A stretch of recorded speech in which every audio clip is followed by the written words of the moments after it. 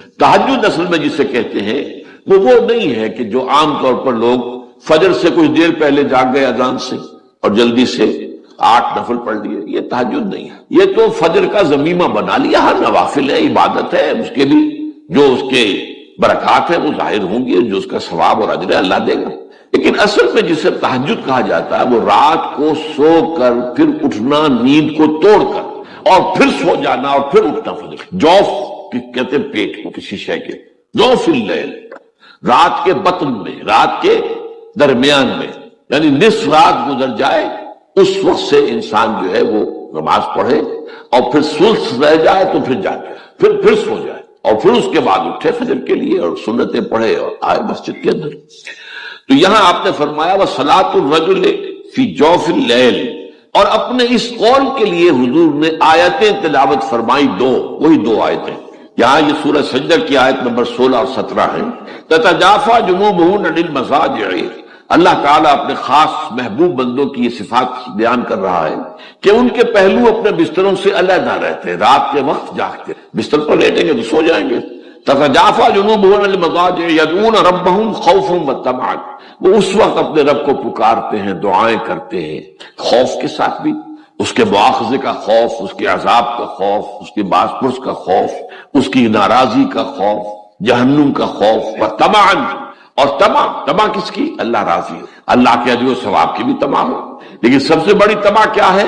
اللہ مجھ سے راضی ہو۔ اس لیے سب سے اونچا مقام یہی ہے، رضی اللہ عنہم ورضوا عنہ، اللہ ان سے راضی ہو گیا، ہوا اللہ سے راضی ہو گئے۔ یہ باہمی رضا ہے، بندہ اپنے رب سے راضی رہے، وہ رہے کہ تسلیم و رضا جو بھی دنیا میں آ رہا ہے اس پر شکوہ، اللہ کا شکوہ زبان پر جو بھی آ رہا ہے یہ میرے رب کی طرف سے، وہ میرا مولا ہے، آقا ہے، دوست ہے، میرا خیر خواہ ہے، اسے معلوم ہے کہ اس شر کے پیچھے کون سا خیر آ رہا ہے، مجھے کیا پتا، وہی تو شر نظر آ رہا ہے، خیر تو نظر نہیں آ رہا۔ اس لیے فرمایا گیا کہ ہو سکتا ہے عسیٰ ان تکرہوا شیئا وہو خیر لکم وعسیٰ ان تحبوا شیئا وہو شر لکم واللہ یعلم وانتم لا تعلمون، ہو سکتا ہے تمہیں کوئی چیز بری لگے حالانکہ اسی میں تمہارا خیر ہے، عین ممکن ہے تمہیں کوئی چیز اچھی لگتی ہو حالانکہ اس میں تمہارے لیے شر ہے۔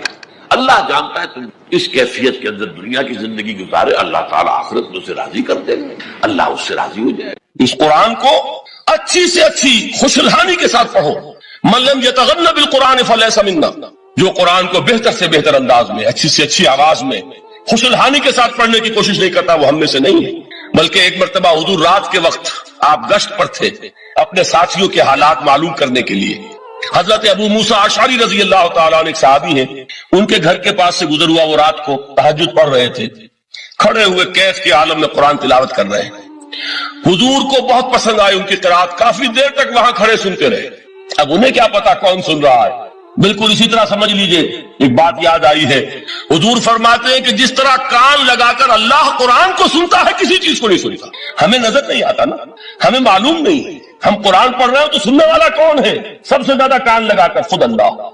یہاں اس لیے مجھے یاد آیا کہ ابو موسیٰ اشعری کو کیا پتا تھا کہ کون سن رہا ہے، وہ اپنی کیفیت میں نماز میں تہجد میں قرآن کی تلاوت کر رہے تھے، اور ظاہر بات ہے ان کے گھر ایکڑوں میں بنے ہوئے نہیں تھے، ایک ایک کمرہ، ایک ایک کوئی حجرہ، ایسے ہی تو گھر تھے نا صحابہ کے، لہذا حضور پاس سے گزرے، آواز آئی، کافی دیر سنتے رہے۔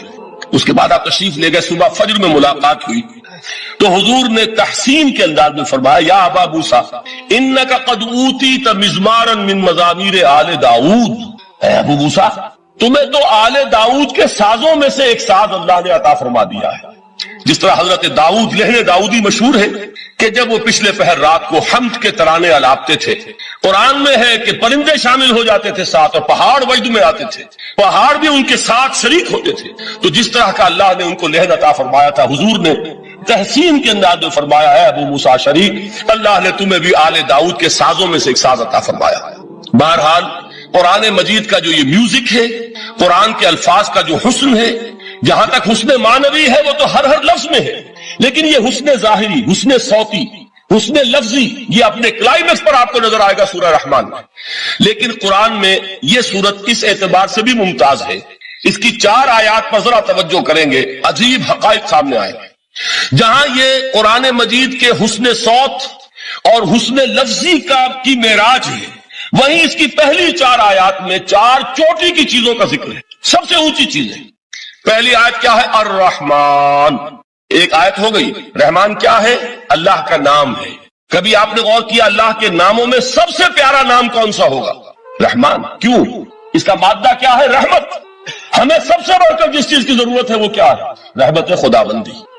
نام اچھی طرح سن لیجئے اس حضور کی قول کو۔ حضور فرماتے ہیں کوئی شخص جنت میں مجرد اپنے عمل کی بنیاد پر داخل نہیں ہو سکے گا جب تک کہ رحمت خداوندی دستگیری نہ کرے۔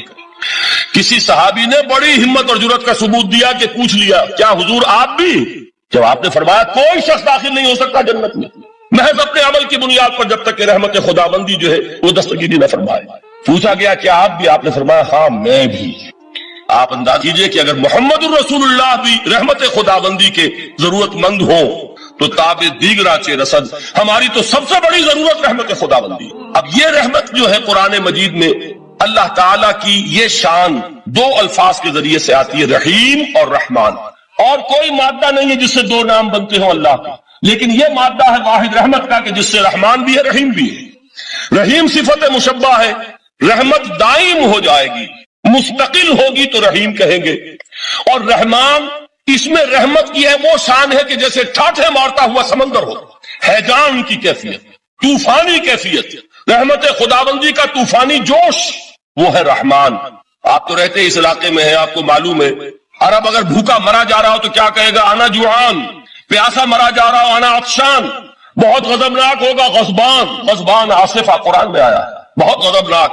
رحمان جس کی رحمت جو ہے جوش میں ہے، ٹھاٹھے مارتے ہوئے سمندر کے مانند۔ تو یہ اللہ تعالیٰ کے ناموں میں سب سے پیارا نام۔ اب آگے چلیے، الرحمن علم القرآن، رحمان نے قرآن سکھایا۔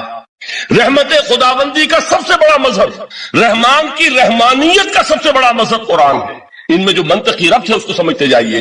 اچھا آپ یہ سوچئے جو علم بھی انسان کو حاصل ہوا وہ کس نے دیا؟ اللہ نے۔ سائنس کا علم کس نے دیا؟ اللہ نے۔ علم آدم الاسماء کلہا، وہ علم الاسماء جو حضرت آدم کو دے دیا گیا تھا ازل میں، یہ اسی کا ظہور ہے، یہ اسی کی ایکسفولیشن ہے جو ہو رہی ہے اور ہوتی رہے گی ابھی۔ اور دوسرے علم ہے وہ کس نے دی؟ اللہ نے دی۔ لا یحیطون بشیء من علمہ الا بما شاء، مخلوق میں سے کوئی اللہ کے علم میں سے کسی شے کا احاطہ نہیں کر سکتا مگر وہ جتنا اللہ دینا چاہے۔ لیکن یہ کہ تمام علوم میں چوٹی کا علم قرآن۔ نوٹ کرتے جائیے، چوٹی کی چیزیں جمع کیجیے۔ اللہ کے ناموں میں چوٹی کا نام رحمان، اللہ نے جو کچھ انسان کو سکھایا اس میں چوٹی کا علم قرآن۔ خلق الانسان، انسان کو پیدا فرمایا۔ سوال یہ کہ حیوانات کو کس نے پیدا فرمایا؟ آسمان کس نے پیدا کیے؟ زمین کس نے پیدا کی؟ فرشتے کس نے پیدا کیے؟ کیا مطلب خلق الانسان؟ اس کی تمام مخلوقات میں اس کا کلائمیکس، اس کی تخلیق کی معراج، اس کے تخلیق کا نقطہ عروج انسان ہے۔ یہ ہے کہ جو مسجود ملائک بنا ہے۔ وَلَقَدْ كَرَّمْنَا بَنِي آدَمَ وَحَمَلْنَاهُمْ فِي الْبَرِّ وَالْبَحْرِ وَرَزَقْنَاهُمْ مِنَ الطَّيِّبَاتِ وَفَضَّلْنَاهُمْ عَلَى كَثِيرٍ مِّمَّنْ خَلَقْنَا تَفْضِيلًا۔